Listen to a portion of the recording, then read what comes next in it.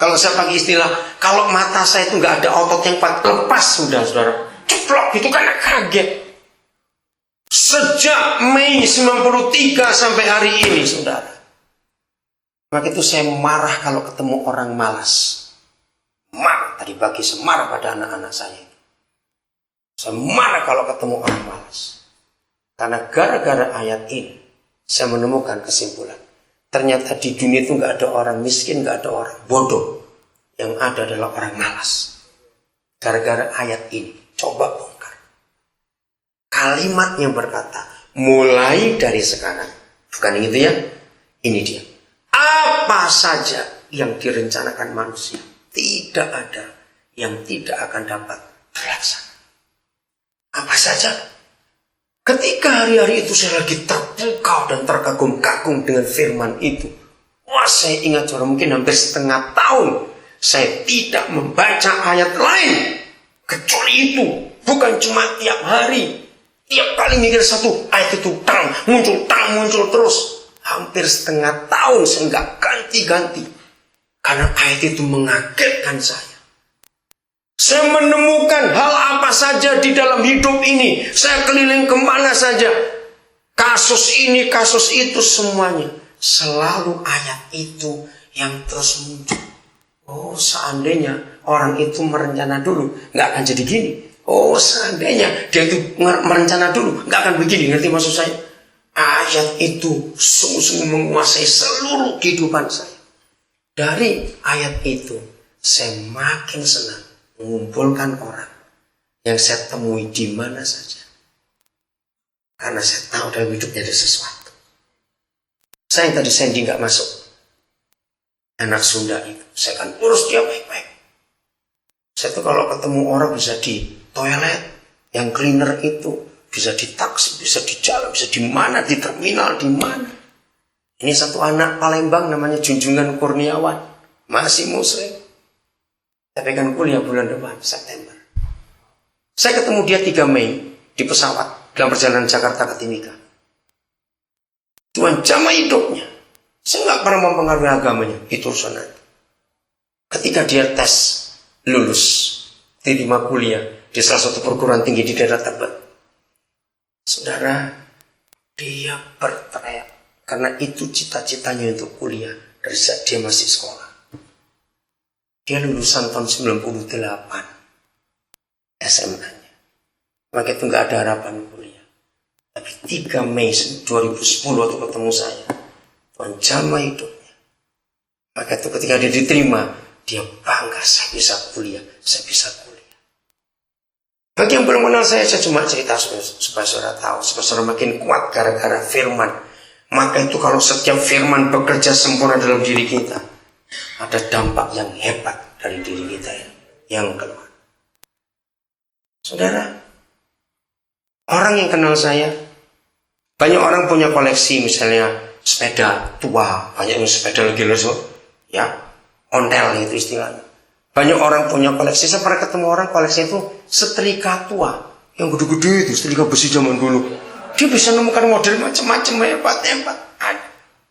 Ada orang koleksinya perangko dan sebagainya. Nah, orang yang kenal saya itu juluki saya gini, kalau saya koleksinya orang rusak. Makin rusak seseorang, saya makin ingin dapat. Untuk membuktikan kepada dunia bahwa dalam diri orang itu ada kekuatan yang luar biasa. Kekuatannya apa? Merencana. Betul tidak? Lihat ayat itu, saudara. Mengapa ada Facebook? Karena Mark Zuckerberg merencana. Bagaimana caranya supaya punya jejaring dengan teman-teman kampusku ini? Saudara bisa bayangkan, saya sering ngomong gini pada anak-anak.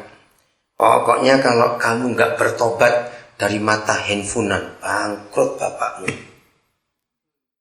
Tahu artinya? Mata handphonean itu apa? Tahu nggak? Nggak tahu, terlalu. Mata handphonean seperti mata duitan. Baru telat sekali. Oke, cepat. Apa itu mata handphonean? Kenapa kalau nggak bertobat bisa bangkrut? Karena ganti-ganti handphone terus. Lagi. tidak, saudara? Kalau kita nggak bertobat dari mata handphone, ganti handphone terus.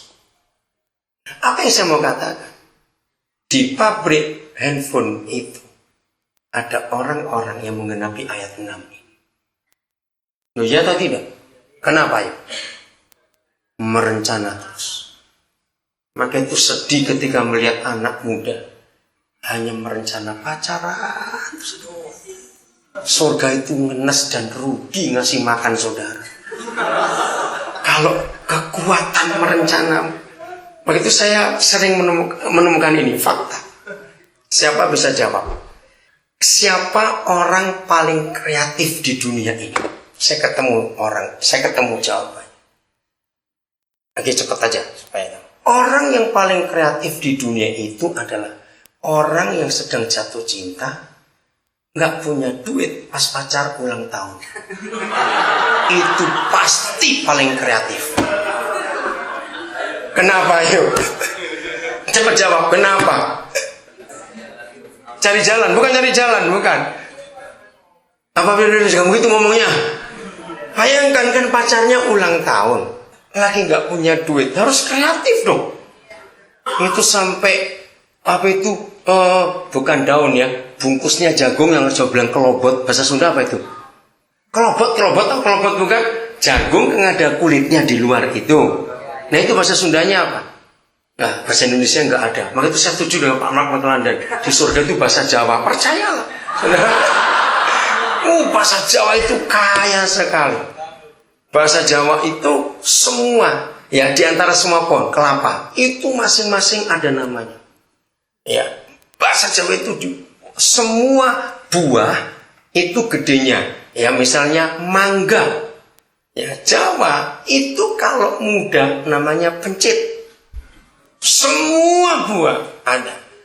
Durian itu durian. Bahasa Jawanya, bunganya mangga itu delongok. Semua ada namanya bahasa Jawa. Itu keren. Ayo sekarang itu loh, bungkusnya jagung itu namanya apa? Kalau itu Jawa. Nah, bayangkan gini. Pacar apa? Kita tanya orang saudara sana, pacar ulang tahun itu gak punya duit. Bayangkan, kelobot pun bisa jadi hadiah. Karena dia kreatif. Ingin menyenangkan pacar. Nah inilah kekuatan yang luar biasa. Bayangkan kalau semua anak Tuhan selama hidup menggenapi ini. Steve Jobs yang kena kanker saja bisa merencana sehebat itu. iPad, ya, begitu di launching bulan Maret yang lalu, akhir Maret apa? Minggu pertama saja dalam 6 hari kerja, iPad langsung laku 8 juta unit. Sekarang saya nggak tahu lagi. Sakit kanker pankreas bisa merencana. Maka itu kalau saya lihat anak muda duduk ngupil ngelamun, saya ingin jotos saja itu ya. Aduh, ngerti katain. Maka itu rajinlah bawa karet kemana-mana. Lihat orang ngupil ngelamun, cetek, gitu bangun kamu. Jangan ngupil sambil ngelamun sambil ngupil. Buatlah rencana, buatlah rencana. Amin. Satu kali saya protes, saya masih merenungkan ayat ini. Kenapa Papa nggak membatasi? Gini, mulai dari sekarang, apapun juga yang direncanakan manusia, nggak ada yang nggak dapat terlaksana. Kecuali, nah itu dia, maling, rampok, pembawa sabu-sabu, ekstasi, semua itu kecuali. Ngerti kata saya ini? Karena ayat ini dilakukan oleh semua kejahatan. Ayo saya tanya saudara. Pernah gak saudara mikir, kenapa ada orang bisa buat sabu-sabu?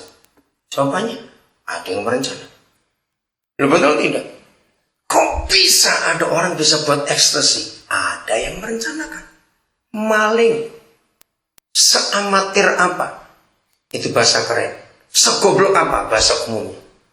Ya, begitu dia lewat, maling tuh, ada rumah. Kok kosong? Gak mungkin langsung masuk. Apa dulu dia? Nah, merencana dulu walaupun goblok.